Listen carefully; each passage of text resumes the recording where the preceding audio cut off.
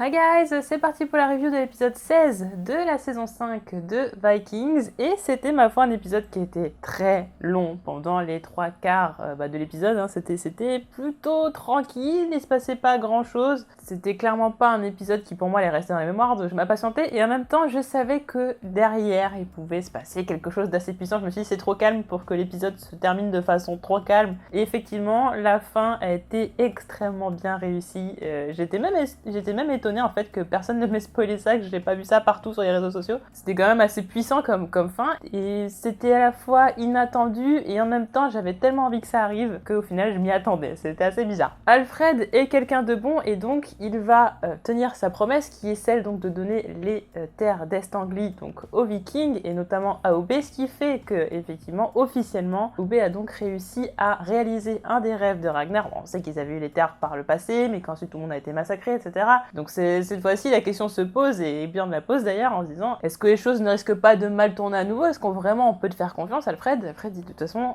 je m'y engage, enfin voilà je me tiens vraiment garant de tout ça. Ce qui veut dire c'est que si demain il y avait des rebelles et qui venaient essayer de massacrer les Vikings ou détruire les terres ou je ne sais quoi, il serait quand même responsable de tout ça. Ça c'est assez une lourde responsabilité. Alors, en plus il fait quand même comprendre que le peuple qui vit déjà là-bas n'est pas forcément hostile à leur présence, mais ils sont pas non plus pour eux, donc voilà ça va être une cohabitation qui va être un petit peu délicate au début, mais que ça peut très bien se passer si les Vikings traitent bien les autochtones. Donc ça fait plaisir après tout un tas de quiproquos par rapport à ces terres, ça fait quand même un bail qu'on en entend parler et à chaque fois on est assez frustré que les Vikings ne réussissent pas à les avoir, ils les ont enfin et donc c'est assez émouvant parce qu'on pense forcément à Ragnar qui aurait adoré voir ça, mais de toute façon tout au long de la saison on pense à Ragnar et c'est ça qui est génial. Björn il fait un petit peu la moue derrière mais il est quand même content, enfin, voilà, mais même s'il trouve quand même que ça a coûté assez cher parce qu'il a fallu quand même que Ubbe et Torvi se fassent baptiser, donc ce qui n'est quand même pas rien, il est encore un petit peu mauvaise, on va pas se mentir. Et les mots en tout cas qui ont été employés par Alfred sont importants parce qu'il dit « Je vous accueille comme amis et alliés », donc ce sont quand même des mots très forts, très puissants et qui veulent forcément dire quelque chose. On n'est plus sur une simple alliance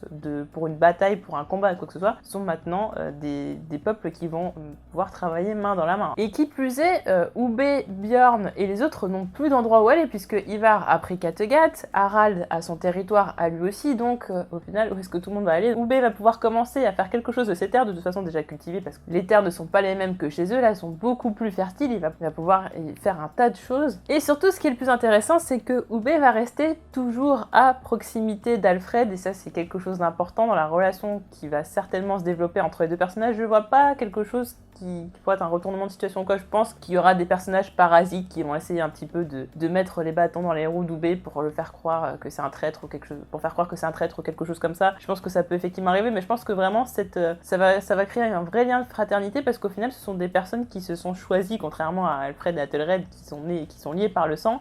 Ubbe et Alfred sont liés par une profonde amitié qui va se développer au fur et à mesure et je pense que du fait justement qu'Athelred meurt, Ubbe va devenir un véritable conseil, un véritable bras droit pour Alfred, d'autant plus que bon, il pourra plus trop compter sur sa mère vu tout ce qui s'est passé. Mais voilà, ça va donner quelque chose de très intéressant et voilà, les deux facettes de ces personnages, ils sont totalement complémentaires, donc ça peut donner lieu à des choses très intéressantes. Bien, on avait capturé Gunhild, je sais pas si j'arrive à le prononcer, si c'était Gunhild, je sais pas, enfin, ça s'écrit Gunhild, on va dire Gunhild, et on se doutait bien qu'il y allait certainement avoir une romance par la suite. En tout cas, ce que j'aime bien, c'est que contrairement à tout un tas de femmes que bien on a pu avoir facilement en claquant des doigts, elle le fait un petit peu languir, elle montre que c'est une femme forte qui sait ce qu'elle veut et dans ces côtés-là elle ressemble beaucoup à Lagertha, donc je pense que c'est aussi pour ça aussi que Björn l'apprécie beaucoup, sans pour autant que ce soit un espèce de truc incestueux très bizarre. Les femmes de caractère ça lui manquait peut-être un petit peu et là c'est intéressant. Toujours est-il que Björn est toujours à la recherche de sa mère, il n'a pas vu le corps, donc tant qu'il n'a pas vu le corps il ne peut pas dire qu'elle est morte et ça lui semble limite impensable.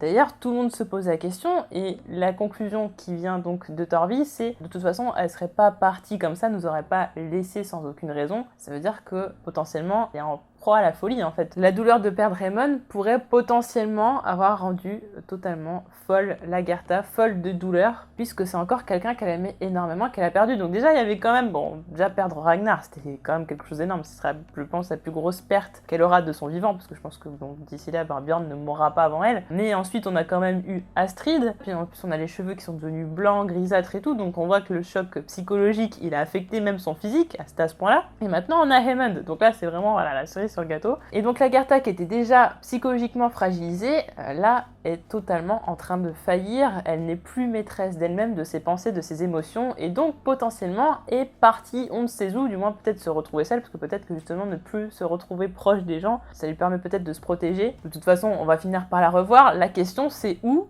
et comment et pourquoi. Ça c'est quelque chose que j'aimerais beaucoup savoir, et j'avoue que sur ce côté-là c'est un peu inattendu. Ube va donc découvrir les terres qui lui ont été cédées par Alfred, et d'ailleurs Alfred tient même à la compagnie. Je veux dire, il a très bien pu envoyer à tout un tas de personnes pour leur montrer les terres, etc. Mais il est quand même venu, il est quand même à cheval, quand même pas salir ses chaussures, quand même pas abuser non plus. Mais quand même, il les accompagne, il leur montre et tout. Il donne pas ses terres à contre-cœur. Je pense que c'est quelqu'un qui marche énormément au mérite et à la loyauté, et lorsque quelqu'un a fait quelque chose pour lui et quelque chose de bien surtout, il va forcément lui rendre l'appareil. Donc je pense que c'est vraiment de bon cœur, et ça fait vraiment plaisir à voir. Et donc on a Ube qui est tout radieux de voir ça. C'est un moment qui est très très émouvant. Björn qui finalement, plus ça va, plus va se rendre compte que de toute façon sa place n'est pas là. Déjà il n'a pas l'intention de se faire baptiser ou quoi que ce soit. La cohabitation avec les Saxons, c'est pas forcément ce qu'il adore le plus, et donc il se dit qu'il doit forcément être temps de rentrer chez lui. Mais son chez lui normalement c'est là où Ivar se trouve, et donc il veut récupérer Kattegat. Et donc là on a lieu à ce qui était hyper commun à l'époque, c'est-à-dire qu'on fait des alliances, on les défait, on les refait, on les fait avec quelqu'un d'autre, on trouve des ennemis, mais au final on s'allie avec ses ennemis. C'est quelque chose de très compliqué. Stratégie politique à l'époque, à l'époque pendant même très très longtemps, ça a été toujours ça. C'est on trahit quelqu'un, puis on lui fait confiance, puis on s'allie à quelqu'un d'autre, et c'est très très compliqué. Ce qui fait que Harald, qui a été ami maintes fois, qui a été ennemi maintes fois, maintenant se retrouve à nouveau ami, enfin du moins allié, et ceci pour la raison que Björn veut récupérer Kattegat. Même si effectivement ils se sont retrouvés, Harald et lui, de chaque côté dans des camps opposés dans une même bataille, maintenant ils peuvent à nouveau s'allier pour un ennemi commun. Donc c'est quand même quelque chose. Et donc on se doute bien que Björn ne va pas se faire tuer, c'est un espèce de faux suspense, mais je pense que les choses ne vont pas plus se passer très très bien. D'ailleurs Harald est retourné ailleurs, qu'on savait bien qu'il allait pas forcément être accueilli avec de grosses louanges ou quoi que ce soit, on s'en doutait fortement. Il était donc décrié, on l'a beaucoup critiqué parce que il a promis maintes et maintes choses, et au final il arrive les mains vides, et surtout avec un tas d'hommes qui sont morts, et il s'est fait avoir comme un véritable bleu. Et c'était un moment qui était pas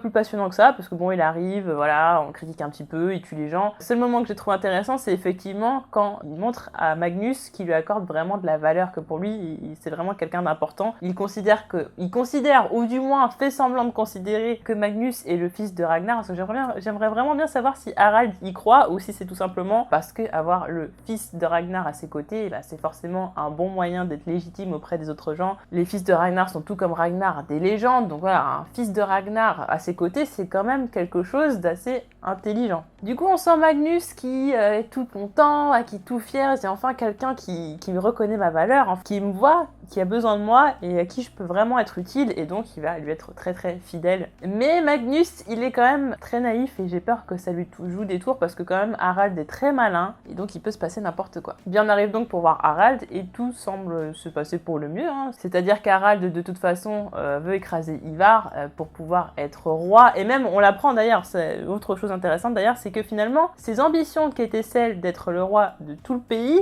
va devenir beaucoup plus grande, puisque maintenant il veut un empire. Donc j'ai du mal à comprendre en fait dans sa tête comment ça se passe. Déjà il perd une bataille qui de base ne devait pas très très compliqué à gagner. Bon, effectivement, s'il n'y avait pas eu le facteur Lagertha, Björn, Ube, etc.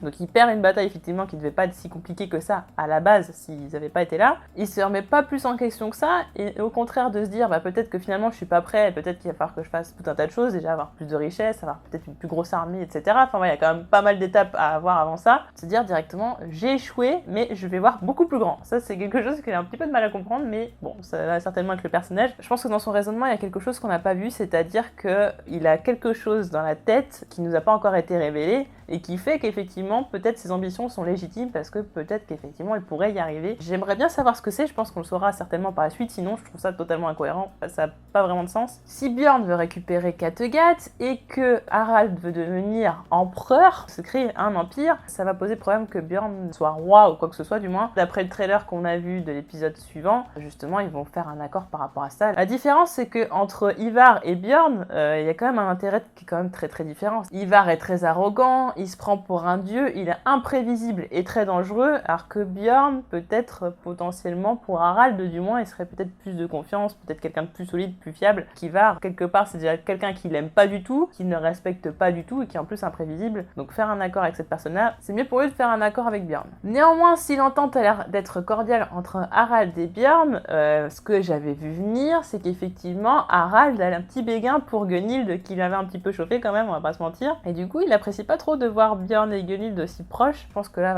il va s'agir peut-être d'un accord par rapport à ça. Peut-être que justement, Harald, dans sa volonté de faire une alliance contre Ivar, va peut-être vouloir récupérer Gunnhild. Je sais pas s'il va essayer de marchander par rapport à ça ou s'il va l'utiliser contre lui. Il va se passer en tout cas quelque chose. Je pense que très clairement, Harald est en train de tomber amoureux de Gunnhild. Du côté de Floki, parce qu'il faut en parler, même si c'est inintéressant. Je veux dire, faut en parler parce que c'est dans l'épisode, mais si je pouvais pas en parler, j'en parlerais vraiment pas parce que je vois pas l'intérêt. On a Helgi qui arrive avec des tas d'engelures aux mains en disant qu'effectivement tout le monde est en train de mourir de faim, d'être malade et tout ça. Mon Dieu, on a des larmes pour des gens qui sont aussi méchants, qui se vengent de tout et n'importe quoi et qui ont mis en place un cercle vicieux de mort. En fait, on n'a pas trop de peine pour eux, donc très clairement, on n'a pas envie de les sauver. Sauf que Helgi, comme par hasard, c'est le seul qui vient leur demander de l'aide, c'est celui qui est quand même le plus dans les bons papiers, entre guillemets. Et va donc implorer Floki et les autres de l'aider à sauver sa famille. Elvin qui est en train de mourir, soi-disant. Les autres sont malades, en train de mourir de faim et tout. C'est terrible parce qu'ils ont été chassés. Donc quelque part, c'est un peu la faute de Floki. Floki qui, très légitimement, pourrait se demander, mais oui, mais est-ce qu'au final, c'est pas de ma faute? Est-ce que je dois me sentir coupable pour ça? Moi, au final, si j'ai fait ça, c'est parce qu'il y avait vraiment une bonne raison. C'était pour le bien de tous. Et c'est quand même ça la notion la plus importante de tout ça. Et on a à côté, Argjetil, je sais pas si on prononce ça comme ça, je sais plus trop. Edge, voilà, ça va être plus simple. On va l'appeler Edge. Qui lui émet des remords après tout ce qui s'est passé. Et qui se dit, et derrière se pose cette question, que Helgi d'ailleurs met face à Floki, c'est est-ce que normalement on n'était pas censé créer un nouveau monde, une nouvelle façon de vivre, justement enlever tous les vices des hommes qui étaient présents avant, et maintenant bâtir une civilisation sur quelque chose de sain, de plus juste et tout ça. Et donc du coup, effectivement, le pardon, ça fait partie d'une nouvelle façon de vivre, une nouvelle façon d'aborder les choses. Le discours est assez intéressant, mais vu tout ce que ça coûte, en fait, pardonner des gens, vu toutes les conséquences que ça peut avoir derrière, c'est-à-dire s'ils sont partis, c'est pour une très bonne raison, c'est pour protéger les gens. Donc s'ils reviennent, ça veut dire une potentielle menace qui revient. Et donc est-ce qu'on va risquer tout ça pour quelques principes?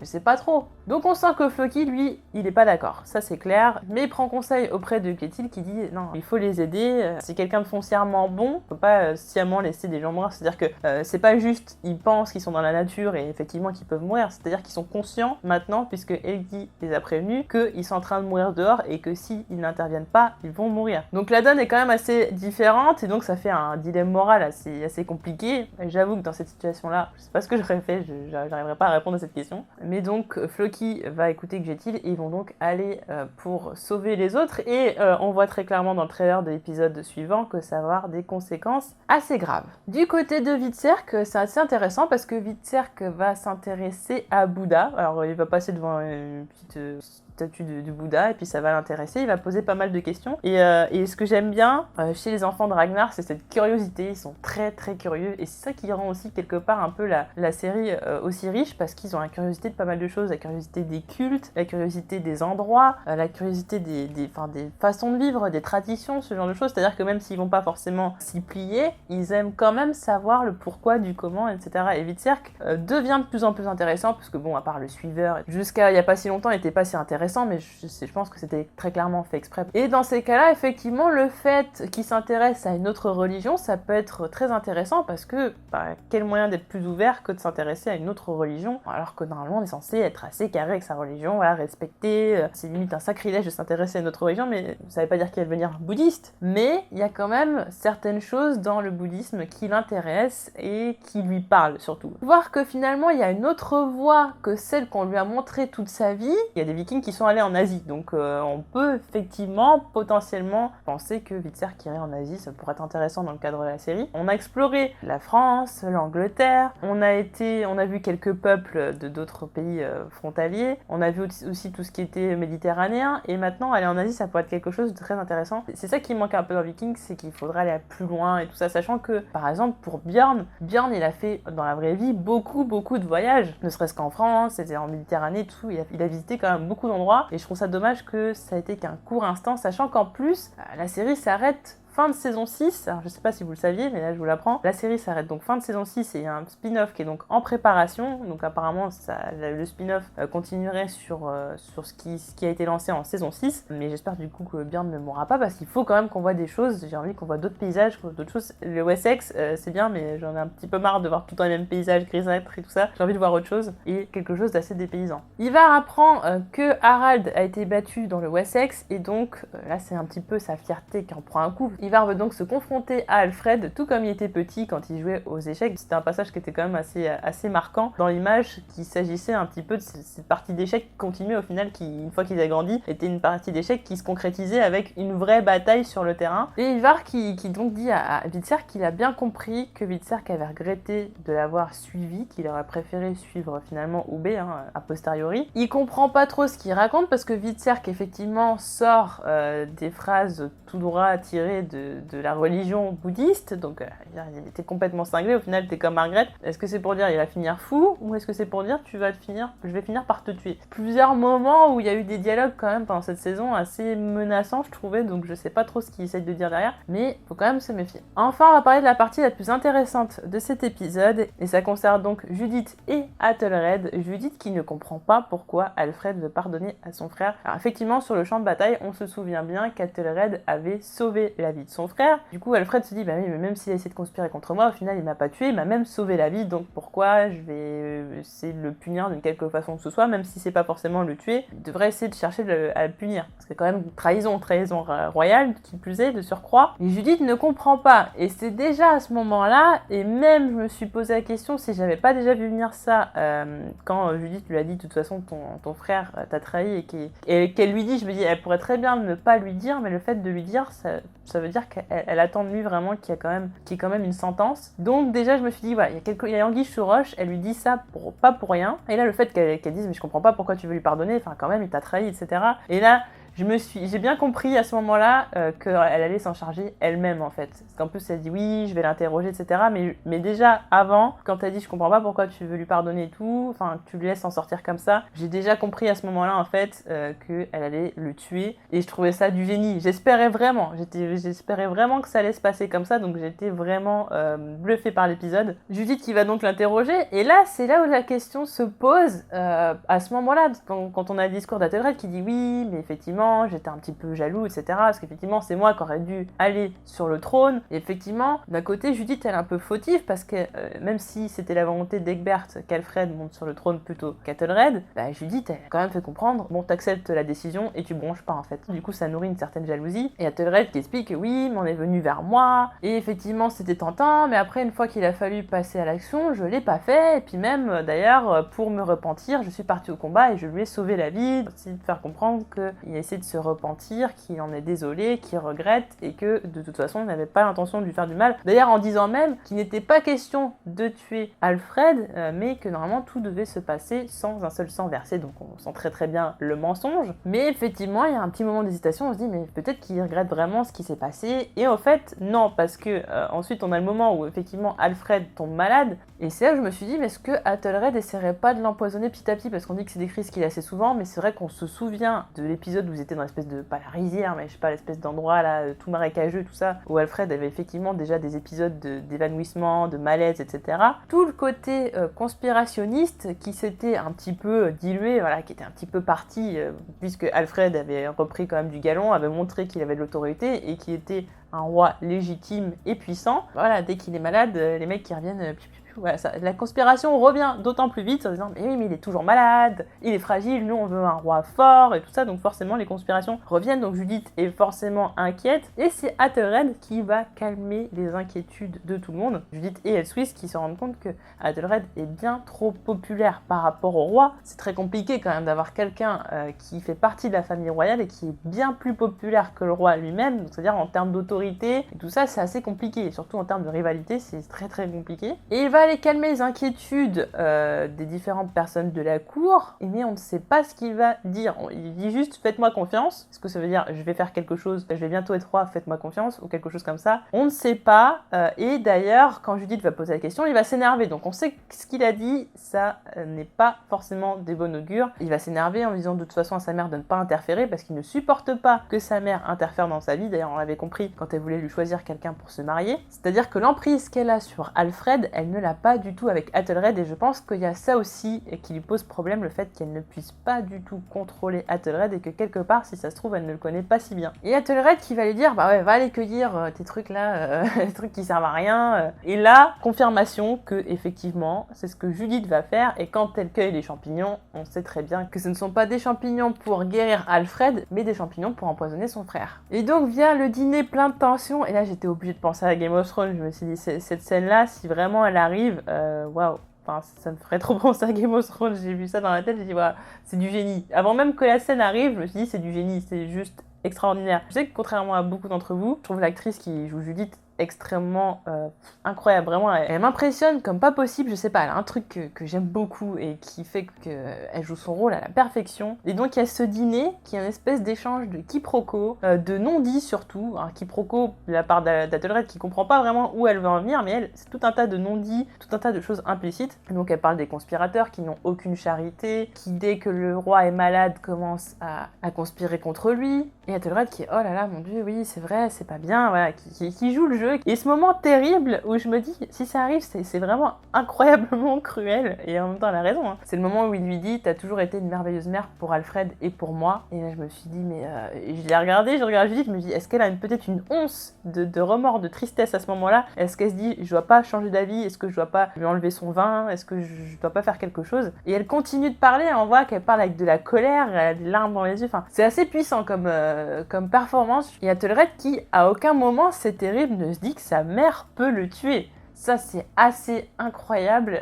Ça donne des frissons. On se dit, mais tu vas droit dans la gueule du loup, tu t'en rends pas compte en fait. C'est assez terrible. Et puis, plus ça va, plus Athelred va effectivement comprendre que, bah oui, effectivement, sa mère l'a empoisonné. Et elle lui explique, en plus, elle lui explique pourquoi. Elle lui dit, je suis certaine que de toute façon, tu n'aurais pas laissé ton frère être roi. Tu ne l'aurais jamais laissé tranquille, donc j'ai pas eu le choix. En fait, c'est dans le doute, parce que très clairement, il n'y avait aucune certitude, mais elle avait, vu qu'Athelred était quand même imprévisible, dans le doute, elle a préféré protéger son fils chéri qui a toujours été son favori, ça on le sait depuis le début, et d'où la raison pour laquelle on peut vite deviner que de toute façon elle va se charger d'Alfred. C'est cruel, enfin je pense pas qu'on puisse faire psychologiquement, dans ce genre de contexte, je vois pas ce qu'on pouvait faire de pire. Qui plus est, elle le tue de la façon dont tuent la plupart des femmes à ce genre d'époque, c'est-à-dire avec du poison, mais le poison c'est pas une mort facile, c'est pas une mort indolore, c'est très très douloureux, c'est-à-dire qu'à l'époque c'était des poisons qui rongeaient les entrailles, qui faisaient convulser, enfin il y avait tout un tas de choses, et encore je pense qu'on nous a épargné tout un tas de trucs, mais c'était quand même assez glauque. Donc à cette époque-là, il n'y avait pas de poison radical qui ne provoquait aucune douleur ou quoi que ce soit. Donc là, c'est un poison maison, donc c'est encore pire. Et le moment où on voit donc avec les yeux rouges et tout, et puis il dit, mais enfin, pourquoi t'as fait ça, t'es ma mère, enfin c'est pas possible, j'y crois pas. Et en plus, elle commence à se mettre à hurler de douleur,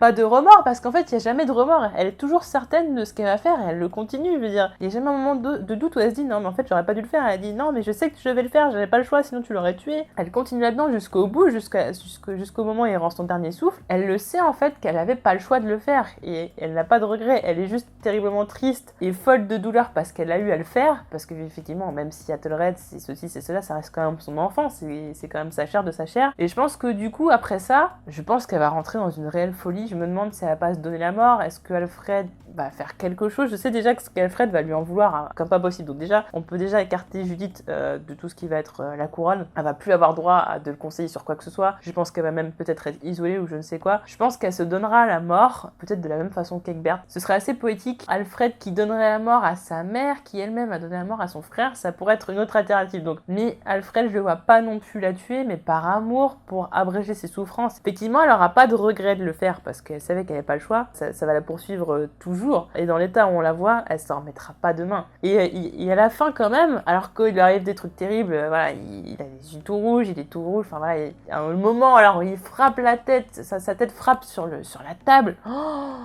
J'étais waouh, la violence de la scène en fait. Alors c'est violent psychologiquement, c'est violent dans les mots et c'est violent dans le visuel en fait. Il tombe, il se tape la tête contre la table avant de mourir. Waouh, violence absolue. Et ouais, là pour le coup je voyais une scène du même acabit qu'on peut voir dans Game of Thrones. C'est ce genre de scène là où tout le monde va en parler pendant 450 ans et on reconnaît des fois des éclairs de génie par rapport à ça. C'était vraiment une de mes scènes préférées, je pense, vraiment dans mon top, toutes saisons confondues. Et coup de grâce, ça va être vraiment le moment où elle va embrasser son front en fait. Je me dis mais t'as fait mourir ton fils dans des souffrances atroces, tu as tué ton propre enfant et tu l'embrasses, mais ça a du sens parce qu'au final, ce qu'elle a fait, c'était d'un côté pour sauver Alfred, mais c'était aussi pour sauver entre guillemets l'âme d'Athelred, parce qu'Athelred aurait très bien pu tuer son frère. D'ailleurs, il y a d'ailleurs la scène où il est avec sa femme et sa femme fait ah j'espère qu'il va mourir, et puis il y a quand même un petit rictus avant d'y réfléchir, donc on se dit que très clairement il songeait fortement à ça et il l'aurait fait, il serait passé à l'action. Bon, on sait très bien, il serait passé à l'action, et donc il y a ce côté